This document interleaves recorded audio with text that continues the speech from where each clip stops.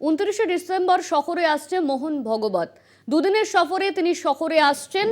30 ও 31শে December কয়েকটি কর্মসূচিতে যোগ দেবেন তিনি। 29শে ডিসেম্বর শহরে আসছেন মোহন ভগবত। দুদিনের সফরে শহরে আসছেন সংঘপ্রধান। 30 ও 31শে ডিসেম্বর কয়েকটি কর্মসূচিতে যোগ দেবেন তিনি। নতুন বছর পড়ার আগেই রাজ্যে একাধিক কর্মসূচি রয়েছে। আগামী 29শে দুদিনের সফরে তিনি শহরে আসছেন। 30 ও 31শে ডিসেম্বর কয়েকটি কর্মসূচিতে যোগ দেবেন তিনি। 30 ও 31শে ডিসেম্বর কয়েকটি কর্মসূচিতে যোগ দেবেন মোহন ভগবত। 29শে ডিসেম্বর শহরে আসছেন তিনি। বেশ কিছু কর্মসূচি রয়েছে তার।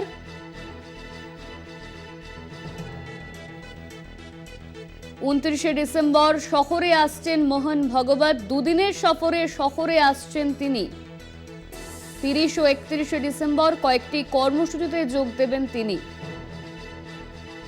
দুদিনের সফরে শহরে আসছেন সংঘপ্রধান।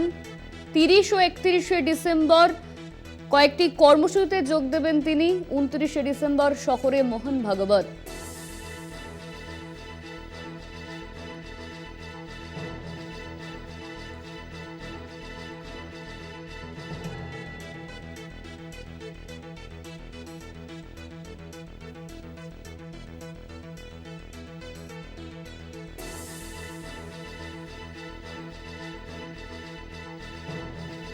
আমাদের সঙ্গে রয়েছে আমাদের প্রতিনিধি দেবাশিস সেনগুপ্ত। দেবাশিস দা, 30 ও 31শে ডিসেম্বর কয়েকটি কর্মসূচি রয়েছে মোহন ভগবতে, তিনি শহরে আসছেন, ঠিক কি কি কর্মসূচি রয়েছে তার?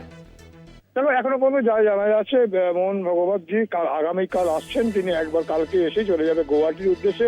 তারপরে গৌহাটির পরে তিনি কিন্তু আবারও তিনি আসছেন, 30 তারিখে আসছেন। 30 তারিখে দুপুর 1টার সময় তিনি এখানে নামছেন এবং এরপরে 2-3টি জায়গায় তিনি ভিজিট করবেন। বেশ কিছু কয়েকটি কর্মসূচি রয়েছে, যদিও এখন খোলসা করে বলা হয়নি।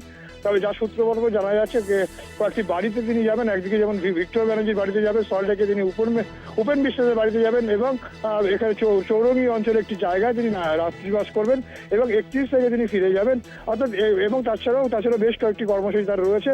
এখনো পর্যন্ত দলীয় সূত্রে সেরকমটা খবর না পাওয়া গেল, কিন্তু তিনি যে আসছেন, আগামীকাল আসছেন, চলে যাবেন গৌহাটি থেকে তিনি আবার ফিরে আসবেন 30 তারিখ এবং 30 এবং 31 তারিখ দুদিন এখানে থেকে 31 তারিখে বিকেলবেলা তিনি যাবেন আবার দিল্লির দিকে, এমনটাই কিন্তু জানা যাচ্ছে। ধন্যবাদ তোমায়। আমাদের সঙ্গে ছিলেন আমাদের প্রতিনিধি দেবাশিস সেনগুপ্ত। আমরা যে খবরের দিকে নজর রাখছিলাম, 29শে ডিসেম্বর শহরে আসছেন মোহন ভগবত। দুদিনের সফরে শহরে আসছেন সংঘপ্রধান। 30 ও 31শে ডিসেম্বর বেশ কিছু কর্মসূচি রয়েছে তার।